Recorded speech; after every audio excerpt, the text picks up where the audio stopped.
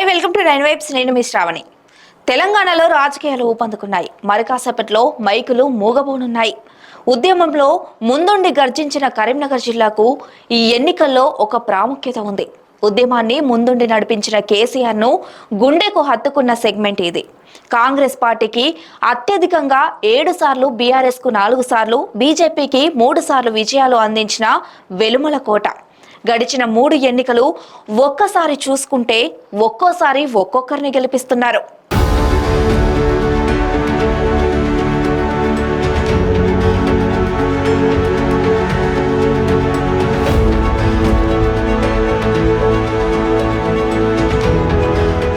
ఉద్యమాల పురిటిగడ్డ కరీంనగర్లో ఈసారి టఫ్ ఫైట్ ఖాయమంటున్నారు పొలిటికల్ పండిట్స్.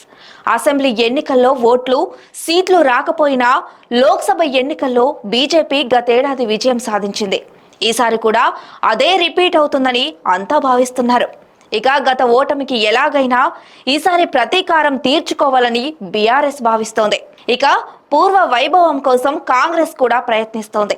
లోక్సభ పరిధిలోని 7 నియోజకవర్గాల్లో 4 సెగ్మెంట్లు కాంగ్రెస్ ఖాతాలోనే ఉన్నాయి. అయినా గెలుపుపై ధీమా కనిపించట్లేదు. Sitting MP Bandi Sanjay BJP నుంచి మరోసారి పోటీలో ఉన్నారు.